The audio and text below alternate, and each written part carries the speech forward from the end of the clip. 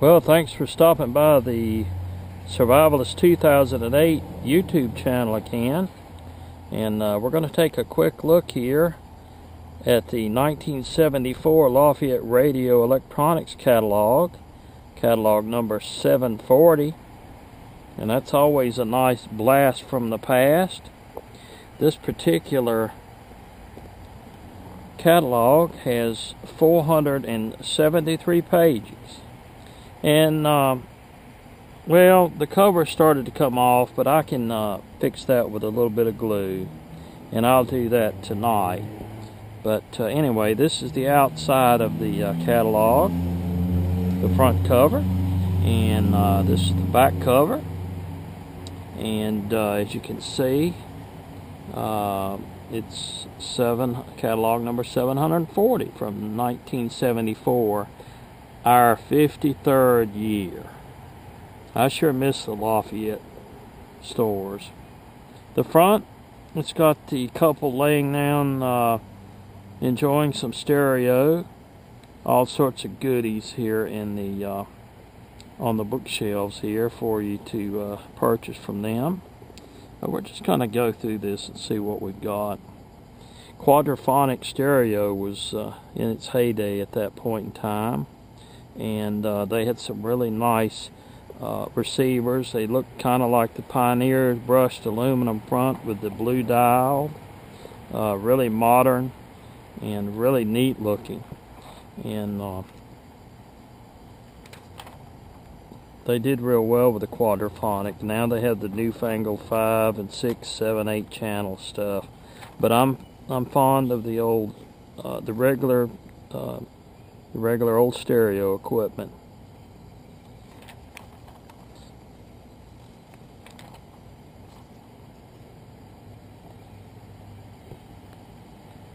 The modern stereo stores, the modern electronic stores, they just don't have the same panache, the same flair, the same style like the Lafayette store did. An introduction to 4-channel sound. Wow. Okay, let's just move along quickly here. It's got a little bit of everything in this catalog. If you've seen some of my other videos, you know, because we went through them and shown you the various progressions from year to year. Now they're starting to get into more, I guess you'd say, outside brands. When they first started out, they didn't have as many, but later on they had all sorts of brands. The AR, KLH, ADC, all of these were excellent speakers. The Pioneer, they started getting into the Pioneer, the Marantz, and so they had very good audio equipment, I think. Of course, good turntables. If you needed another needle, or if you needed a cartridge replacement or whatever, that you could always find it at the Lafayette store. Of course, they had bukus of tubes and all sorts of electronic parts. Here's a really neat modular hi-fi phono system.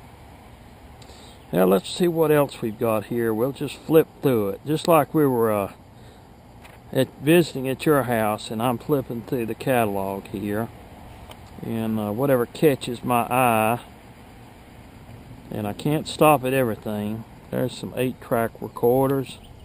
How about everybody thought 8-track was going to be the way to go? Me too. I got into 8-track. I should have went cassette.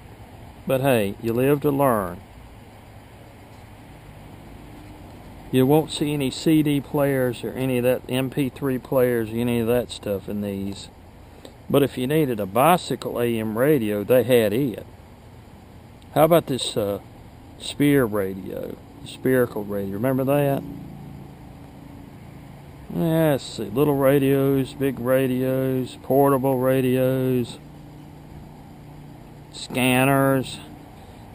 Now, if you was into the 60s, 70s movement, you had to have these audio lights hooked up to your stereo strobe light. I had one of those. It about drove me crazy. And if you really wanted to drive your parents crazy, you got the drum set for Christmas. Okay, we'll move along here.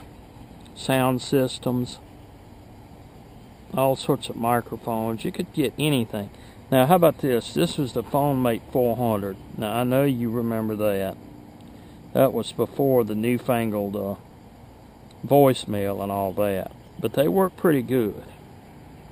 And they sold a lot of those, too. Kits. They've got kits in here. Optical kits. Amplifier kits. Parts galore. If you needed any kind of parts, you went to the Lafayette store, right?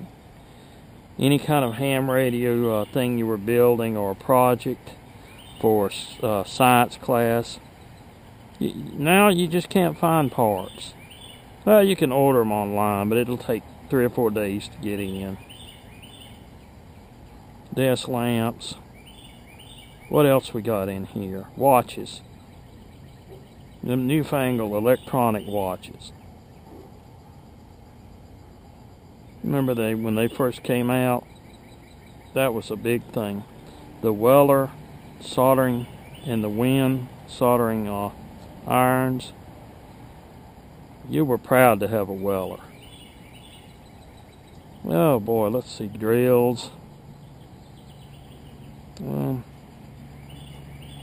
Auto alarms. That was where you went to get your auto alarm at the Lafayette store.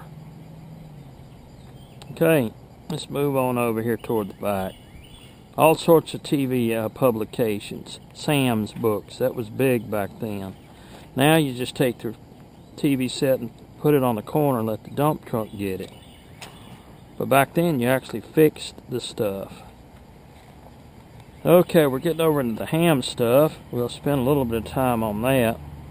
These are real collectibles. Of course, the Drake. They made good equipment.